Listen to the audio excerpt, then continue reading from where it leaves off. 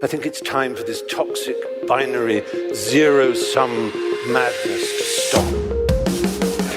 We're not an imperial power. We're a revolutionary power. We are no longer in a world where you can plot out moves statesman to statesman like a chessboard. If you don't know anything about my background or where I came from, it doesn't matter to you because fundamentally I'm a mean white man. We can't do this to the next generation because America will cease to exist. Welcome to the Munk Debates podcast. Every episode, we provide you with a civil and substantive debate on the big issues of the day. Free of spin, focused on the facts, and animated by smart conversation to arm you, the listener, with enough information to make up your own mind. Today's debate, be it resolved, baby boomers have ruined the future for millennials. Millennials are approaching middle age in worse financial shape than every living generation ahead of them. According to the Wall Street Journal, Americans born between 1981 and 1996 have less wealth, own less property, have lower marriage rates, and are having fewer children than any generation since the Great Depression. Hello, I'm your moderator, Rudyard Griffiths. Millennials born to the baby boom generation are facing a very different world than their parents did at their age. Income inequality, wage stagnation, loss of job security, unaffordable housing, and rising debt. These are all just some of the challenges that millennials and Gen Xers are living through in their adult lives. Many believe that their parents are to blame for the unfortunate circumstances that they now find themselves in.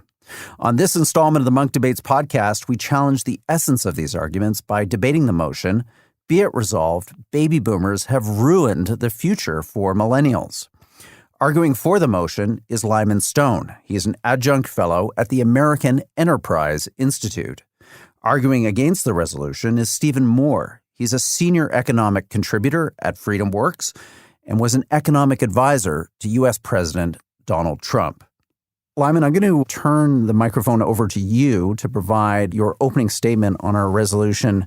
Be it resolved, boomers have ruined the future for millennials. Give us your opening remarks. Well, it's always a little bit of hesitation to be on the pro side for so strongly worded a motion. Where are we now and how did we get here?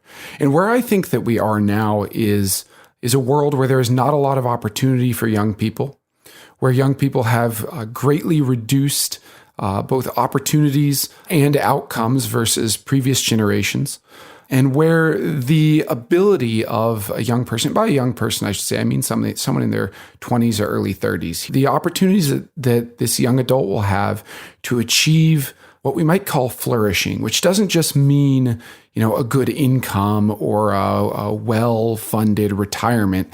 It means the family life they want. It means a sense of meaningful community where they are. That the opportunity to have this is much narrower than in the past.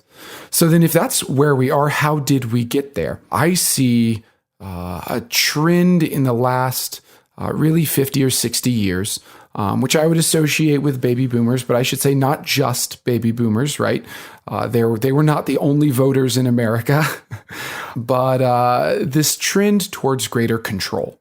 A society where whether it's your right to do what you want with your land and build a house or sell it for apartments, your ability to get a job without having an extensive list of certifications, qualifications, and pieces of paper saying you're good enough, your ability to live freely in life without the constant threat of an increasingly interventionist police state is in fact jeopardized.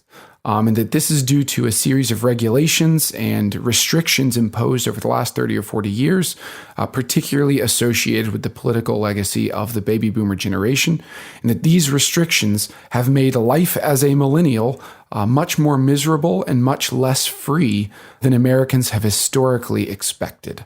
Lyman, well said. Let's turn the microphone over to Stephen Moore, who's going to be arguing against the resolution. Boomers have ruined the future for millennials. Stephen, let's have your opening comments. I disagree with the fundamental premise. Look, every speech that I give to young people, whether it's high school or college kids, I tell them that this is the greatest moment in the history of civilization to be alive, and that they are blessed to be in the greatest place in the world to be alive, which is the United States, in terms of the kinds of opportunities they will have.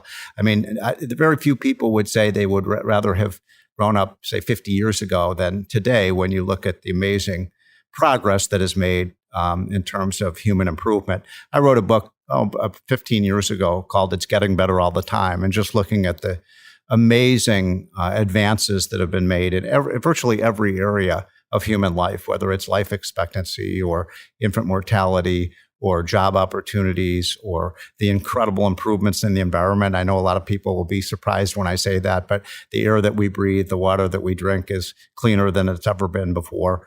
I certainly do think that this generation faces special challenges. I look at this generation, I wonder, how did they come up with some of the kind of crazy ideas? Why are so many young people in America enamored with this idea of socialism, when we know, from the lesson of the 20th century, that socialism was a spectacular failure in every regard? You call yourself a democratic socialist. How can any kind of socialist win a general election in the United States?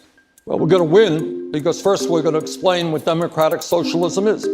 And what democratic socialism is about is saying that it is immoral and wrong that the top 0.1% in this country own almost as much wealth as the bottom 90%. That when you look around the world, you see every other major country providing health care to all people as a right, except the United States.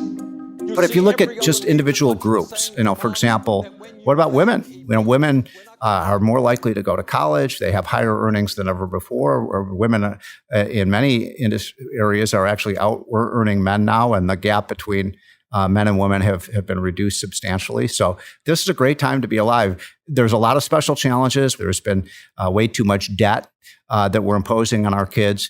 But let's not forget that this generation will inherit $100 trillion of wealth that was built up in no small part by the baby boom generation.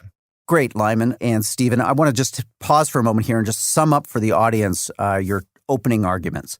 Lyman, you're saying in effect that baby boomers have kind of closed the door on the types of opportunities, the prosperity, the dynamism of the economy that they enjoyed that allowed them to live lives full of wealth, meaning, and things that millennials don't have, like high levels of debt and a sense of less future when it comes to job opportunities. Stephen Moore, you've got a very different point of view. You're saying that the baby boom generation has created for millennials an incredibly bright future, a society that has been fueled by innovation, that has had breakthroughs in healthcare and technology, all these things making our lives immeasurably better than they were in the past. And who would want to be born, in your view, 50 years ago, 20 years ago, versus the opportunities you have for being alive today? So, great opening arguments. Let's get into our rebuttals. Lyman Stone, I'm going to come to you first and have you challenge what you think are Stephen Moore's key arguments in this debate. What I'm saying is not that now is a miserable time to be alive in general. What I am saying is that this is a time where when a young person looks at the next 40 years, the next 40 years don't necessarily look great. It doesn't look like they're going to experience the same uplift that previous generations had. They're not going to have the same opportunities. They're not going to have the same choices available to them because a lot of those choices have simply been walled off. Now, the other thing, the last thing I would mention is that this vast amount of wealth that will be inherited is this fascinating thing where you would think that would be good for millennials to inherit all this. But the reality is a lot of us aren't going to inherit it. Life expectancies are declining in America. And they're not declining because of some epidemic of cancer and Alzheimer's killing retirees. It's happening because young people are dying, because of suicide, because of drugs, because of alcohol, because of a number of causes that selectively kill young people, right? Now, you could say it's young people killing themselves, yes, but they're killing themselves in a response to some set of social conditions. So they're going to inherit it? No, they're going to be dead before their parents are. This is in many ways a wonderful time to be alive. But I would push back on the idea that in some sense the intergenerational balance is going to flow in favor of my generation when an astonishing share of us are never going to make it to retirement. Fascinating points, Lyman Stone. Let's go to you, Stephen Moore, for your rebuttal. Look, I mean, I just think it's factually untrue that young people today are not going to have the same life expectancy that our generation did. They will have substantially higher life expectancy. I mean, what's going on in healthcare, sometimes I wish I had been born 30 years later than I was, is, we're going to see in the next 25 or 30 years, cures for Alzheimer's. We're going to see cures for cancer, heart disease, multiple sclerosis, Parkinson's. We have these within our grasp. And, what's going on in terms of gene therapy and so on, cell regeneration, it's quite possible, my kids could live to 100 to 120 years old. So those are incredibly exciting dynamics that are going on in the economy. And again, I'll go back to this point that for young people that are Black or Hispanic or women, they have incredibly more opportunities than people had 30 or 40 years ago. And I think we're going to see an expansion of that. And by the way, when I grew up, there wasn't Google, there wasn't Amazon, there wasn't Federal Express, there weren't these amazing, companies that are making life, better for people. People probably have to work less to make more money in the next 30 or 40 years. I shouldn't say probably, they absolutely will work less as we move more towards artificial intelligence and robotics and 3D imaging and all of these incredibly cool things that are coming down the line. So, Lyman, let's have you respond to an argument that Stephen Moore has written about in the Wall Street Journal and elsewhere, that baby boomers shouldered a lot of really significant burdens over the last number of decades. They participated in the civil rights struggle. They won the Cold War with the Soviet Union. And on the other side of that coin, you have the millennials who, in Stephen's view and in the view of other people, have these, in a sense, outrageous expectations about what their life should be like and what they think is owed to them. How do you respond to that argument? What I care about is slightly more objective, measurable things. So, for example, since the recession, if you look at household wealth in the Survey of Consumer Finances, household wealth has recovered for households headed by people older than 35. If your household is headed over by someone over 35, then odds are that you are wealthier than you were before the recession. If your household is headed by someone under 35, then odds are you have not experienced any recovery. That is, household wealth for people under 35 has continued to decline. Now, whatever you say about, how much better it is to live today, it's wonderful to have Google and to have clean air and to have all these amazing technologies. I am not a declinist, but what I would say is that whatever you think about how good it is to live today, the reality is that for young people, it is much worse than it was a decade and a half ago, 2 decades ago. Now, in the long run, when you talk about generational contributions, I don't deny that many baby boomers have made excellent contributions. But, just because some people made a very good contribution, it doesn't negate how they've set up the next generation to perform. And the reality is that you look at the health of communities, you look at the social environments people inhabit in terms of their sense of connectedness to community, there's a recent survey on Millennial Loneliness, right? These are fairly concrete things that we observe a generation struggling and dealing with. That, yes, maybe you didn't have Google 50 years ago, but you did have the blessing of intact communities that would help raise children together and that set up children to succeed. We don't have that. My generation didn't grow up with that. We grew up with broken families. Those were the choices of boomer parents. Stephen, you're a trained economist. I mean, what's your response to that? It seems like a pretty compelling argument. If Lyman's saying, in effect, this entire generation, the millennials, have had no effective growth in household income since the Great Recession of 2008, 2009, while older people, the so-called gerontocracy, have thrived. That just seems fundamentally unfair. Well, look, we did have a terrible recession in 2008 and 2009, and now we've coming out of it in a good positive way. I mean, we have today 7.5 million more jobs than people to fill them. We have the lowest unemployment rate, the lowest inflation rate, the lowest interest rates, the highest wage gains in a long time. So the economy's healthy, and this is a good. It's hard to complain about this U.S. economy right now. Now things can always change.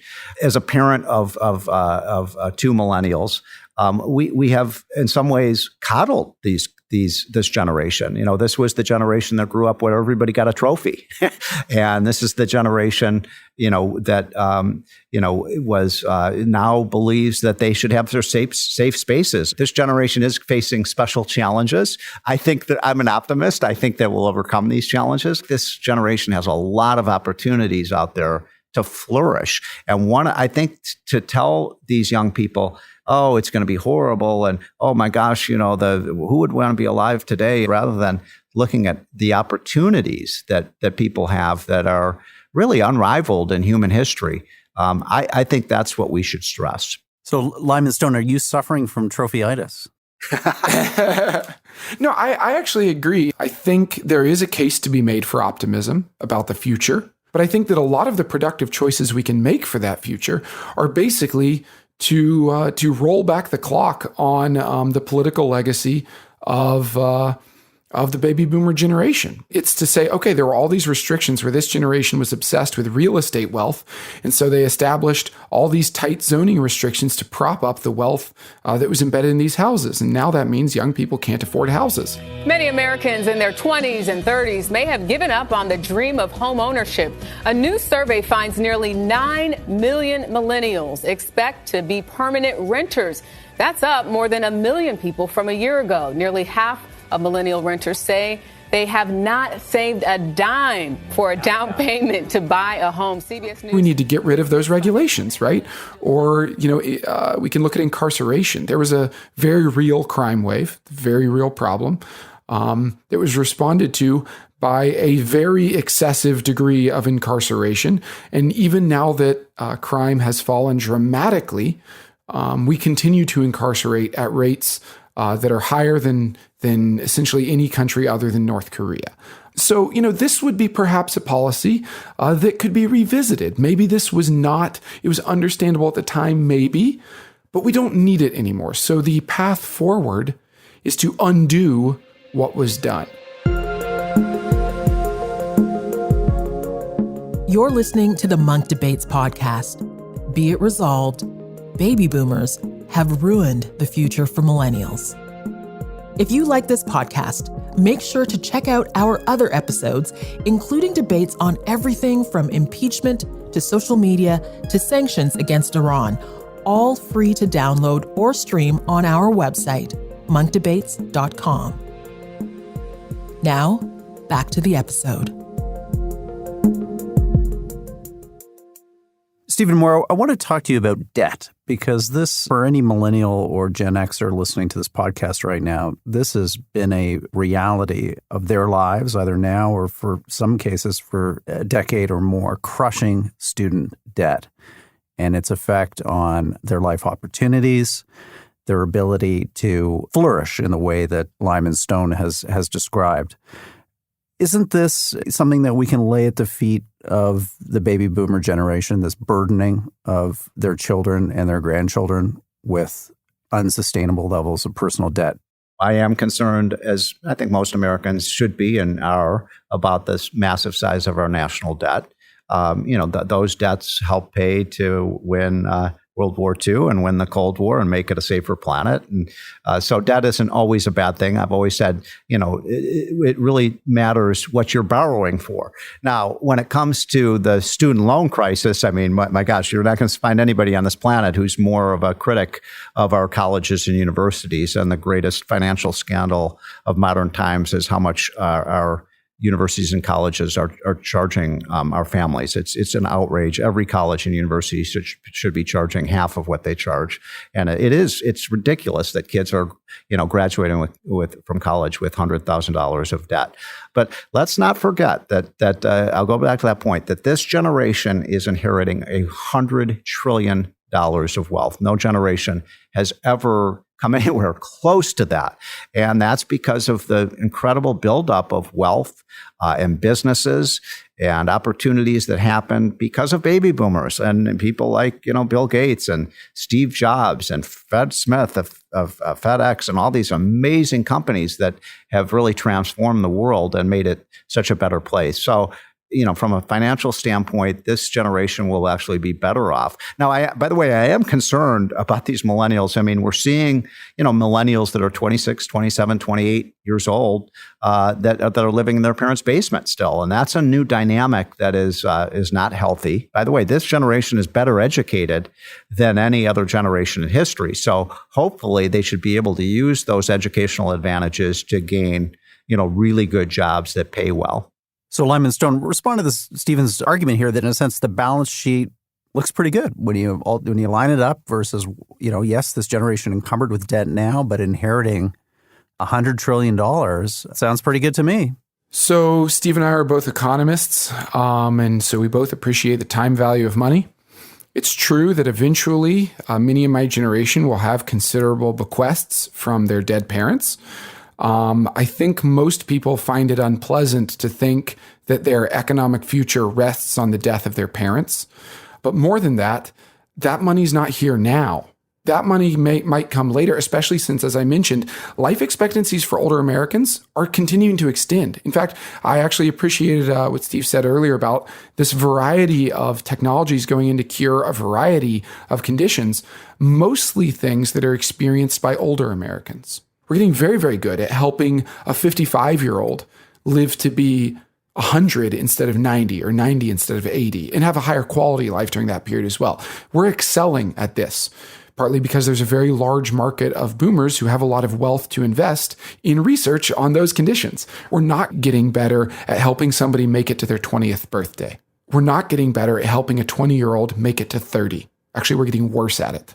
So I think it's important to understand that when one generation is dying younger and another generation is living longer, and vast amounts of the wealth of a society are tied up in relatively illiquid assets like retirement funds that you're not going to hand off until you die, or real estate that you're not going to sell while you live in it.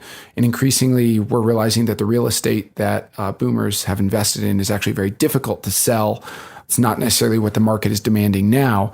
This does create a problem where, yes, you have all this paper wealth, but you can't use it for anything. Stephen, do you want to come back on that point? Look, a lot of it is going to be inherited wealth, but I'm talking about the wealth of our infrastructure, of our businesses. The most important wealth, Lyman, I think that your generation will inherit from baby boomers is the stock of knowledge. And look, that's the most important wealth of all, is that, we are conquering diseases. We figured out how to do things that, people thought before were impossible. Look at what's happened to the speed of transportation of information. I'm holding that cell phone, that iPhone in my hand that has more computing power than virtually all of the computers that existed in 1950. So that's the kind of wealth I'm talking about, the stock of knowledge that this generation will inherit. Lyman, talk to us as a member of Generation X who's closer to millennials, obviously, than Stephen is. What is the mood out there, and why? I mean, Stephen brought this up earlier in his remarks, this renewed interest in a really strong critique of capitalism, an assertion that the capitalist system, for many millennials, they feel it's broken. They feel maybe it's time for something different. Where's that emerging from? So I think that's a very real sentiment. There is this growing interest in more extreme solutions, even more centralized and controlling solutions. And I think part of it is that there was this promise of these things that we were going to change. That you look at the civil rights movement, and then you have all these various movements that have asserted that they were going to make our life better and happier and more free. And if you're a black man today, in some ways you're more free, right? You're able to vote with a liberty you did not have 70 years ago. But your odds of being incarcerated and having no freedom are far greater than they were in 1940 or 1950. So you get this, in some sense, bipolarity of liberty, right? That for some people, society is much better. For, say, a fairly well-educated black man or for a well-educated black woman, life has gotten a lot better. For a less educated black man, that might not be the case. Wages have not performed extremely well for less educated workers. Incarceration rates are astonishingly high for less educated black men. And we see this in other groups as well. But I bring up this example just because it's extraordinarily clear between incarceration and civil rights how these things have played out. And also because Steve mentioned this group as one that's clearly improved. And I would say, yes, some have clearly had an improvement in their conditions, but we found new methods of control, new methods of restriction. And so I think the dissatisfaction a lot of millennials have is that there are all these historic movements that are supposed to have done great things for us, right? Well, we beat the Soviet Union, but wait, we're still dealing with Russia? What was the problem there? I thought we beat them. No, we didn't, right? We got like a 10-year armistice, basically. So I think we have a lot of skepticism about the claims of success of the past. Drew, can I make one quick point that I wanted to bring up and I sort of forgot to mention, which I think is important. When I think about the millennials, and as I said, I'm a father of two millennials, what I see in that generation that I think disturbs me the most is this sense of entitlement. I'm entitled to free healthcare. I'm entitled to free education. I'm entitled to free college. I'm entitled to all of these things. And that's, I think, a very cancerous kind of attitude of people, because I do worry about the work ethic of this generation. I worry about the fact that they think things will just be given to them. And partly that's why I use that, that overused cliche about everyone winning a trophy. You have to work hard to get ahead. And I hope I'm wrong about this, but I do worry about the kind of work ethic of this generation. I think one problem we've made as baby boomers is this idea that young people shouldn't work. I think it'd be a good thing if 14, 15, 16, 17-year-olds worked. When I was at the Wall Street Journal, I had the privilege of meeting incredibly successful people in every walk of life, whether it was music or entertainment or business or finance or sports, whatever it was. And I was surprised to learn that, the people who I met who were successful, first of all, a lot of them grew up on a farm. Well, why is that interesting? Because if you grow up on a farm, you start working when you're 12, 13 years old, if not younger, cleaning out the barn and the stables and feeding the animals and things like that. And maybe this is the price we pay of the very affluence that I've been bragging about. I grew up on a farm, and I share this concern with a sense of entitlement. And then I would ask, who gave us that? Right. Who invented the entitled youth culture? Who invented extended adolescence, right? This is a clear historical invention. This isn't a mystery, right? So, I think we can all fill in the blank there, right? It wasn't us who invented this. This was given to us. This was an integral part of American culture. Literally, who passed the entitlements?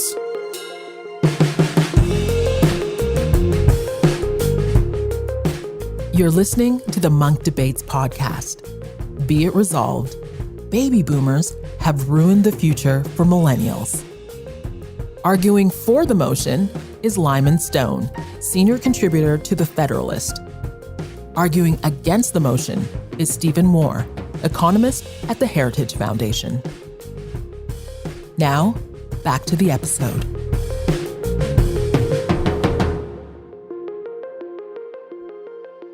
Look, before we move to closing statements, I want to ask each of you, and Stephen, I'll start with you. What have you heard Lyman Stone say in the last half hour of our conversation that might make you change your mind about the position that you've taken on this debate? Well, look, I'm forever an optimist, and so I do think that things are going to be just fine for this generation. I think Lyman, raises some red flags that we need to be very attentive to. These improvements that I talk about don't happen automatically. They happen because we have a culture of freedom and a culture of opportunity and a culture of non-entitlement, that you work for what you get. And so I'm appreciative that Lyman is raising these red flags about this generation. But I also think we shouldn't be too negative about the future that the next generation faces, because I think it's going to be damn exciting. So Lyman Stone, something that Stephen Moore said in our conversation today that might make you rethink this debate. I think one thing I always try to be careful of, but am not always perfect at, is this line between raising red flags about the future, but also communicating that our problems are not insurmountable. And Americans have done great things many times in the past. So I think that whatever the difficulty of our present situation, there is no reason why millennials cannot have the kind of future that Steve thinks they will have. I'm a bit less confident, but I definitely think it's possible. Let's go to closing statements. And Stephen Moore, if you can just sum up, is there any key point you want to leave our Munk Debates audience with? I'll conclude with this, that there's been a great discussion. And for young people who are listening to this, whether they live in the United States or Canada, you can set your own path in life. And I don't believe in determinism. Everyone has an opportunity, whether you're black or white or a woman. We want to create a future where everyone has an opportunity to succeed. We don't want to be too negative. You don't want to tell the young kid, you'll never be able to ride this bike. You want to tell the young kid, you can do this. And I think that's what we need to do as baby boomers. Great closing remarks. Lyman Stone, we're going to give you the last word. The thing we really need to push on is undoing a lot of the mistakes of the last generation or two. We've got to not just roll back the clock. We don't want to change everything. We want to keep our clean air and our voting rights and all that. But there were a lot of mistakes. And we need to recognize them as mistakes. We need to call them that. And we need to fix them. And that takes work. That takes diligence. That takes serious work in our communities and in our politics. I'm not a pessimist about the future. I'm a realist. We have options. The future could be good, it could be bad. And if we want it to be good, there's work to be done and there are things to be changed. Well, Lyman Stone, Steve Moore, thank you for a really thoughtful discussion on an important issue. We've maybe even been able to create a little bit of a bridge between two generations here, Generation X. You've been our representative, Lyman, and Stephen, you've been a terrific baby boomer for the last 40 minutes channeling your generation's thoughts. So thank you, guys. Great conversation. We'll do this again soon. Thank you. Thank you.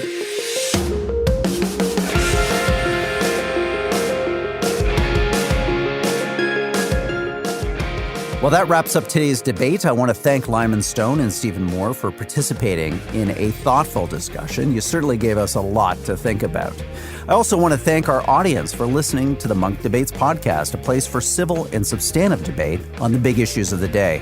To listen to more debates on everything from climate change to religion to geopolitics to the future of human progress, visit our website, monkdebates.com. You can also find show notes on today's debate along with a full transcript of our conversation. Thank you for helping bring back the art of public debate, one conversation at a time. The Munk Debates are produced by Antica Productions and supported by the Munk Foundation.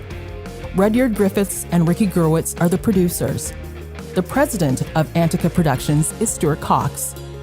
Be sure to download and subscribe wherever you get your podcasts. And if you like us, feel free to give us a 5-star rating. Thanks again for listening.